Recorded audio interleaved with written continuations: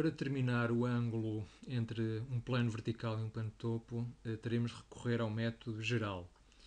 Assim, começamos por determinar um ponto, ou por definir um ponto exterior aos dois planos, neste caso será este ponto P, P2 e P1, e avançamos com o desenho de duas perpendiculares. A primeira delas perpendicular ao plano alfa, e assim por P2 representamos uma perpendicular a f de alfa, considerando que será a reta A, portanto aqui temos A2, e por P1 uma perpendicular a h de alfa. Portanto, A1, neste caso, é perpendicular a h de alfa. Temos assim a reta A, que é perpendicular a alfa. Avançamos com a segunda perpendicular, desta vez uma perpendicular a beta. P2, portanto, o mesmo ponto para onde podemos passar a reta A, neste caso a projeção frontal de A, representamos a projeção frontal desta nova perpendicular, que será a reta B, garantindo que então B2 seja um bocadinho mais abaixo, perpendicular a f de beta. Temos então aqui B2, e por B1 iremos representar a projeção B1, que é perpendicular a h de beta. E já temos a segunda reta representada, considerando que B é então perpendicular ao plano beta.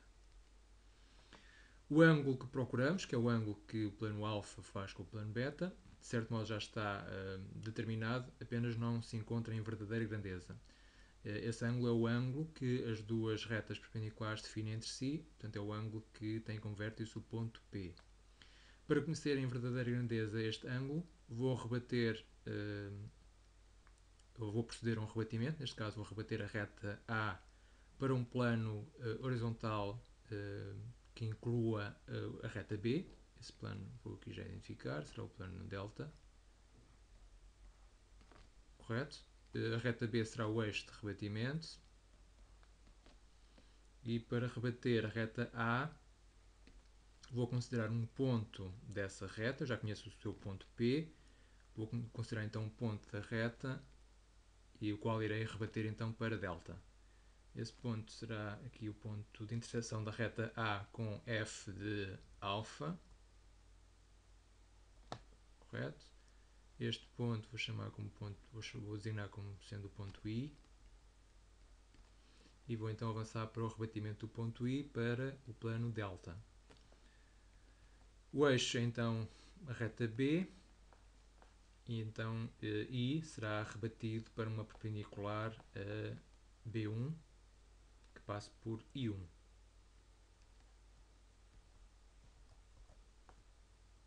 Ou seja, o ponto I na sua nova posição, portanto, I rebatido irá surgir nesta perpendicular.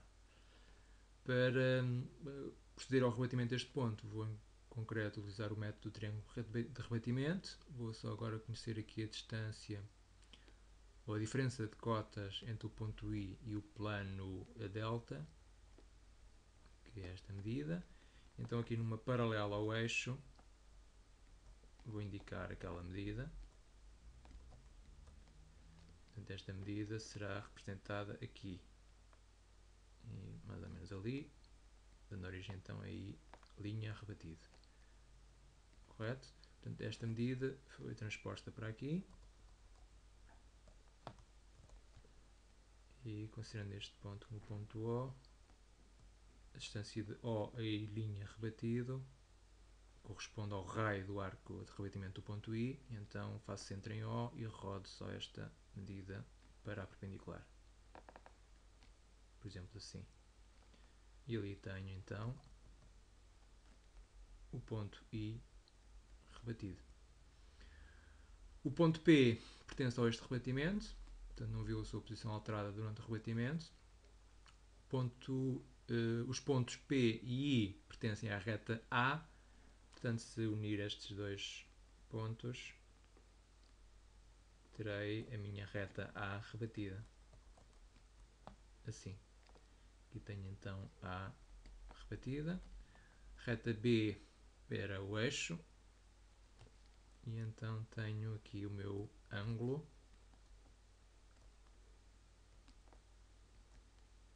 que procurava, aqui concentro, com vértice em P1, um pouco tapado, e este é então o ângulo que procurava, corresponde ao ângulo definido pelo plano alfa e pelo plano beta, embora aqui em concreto seja o ângulo que é definido pelas retas A e B.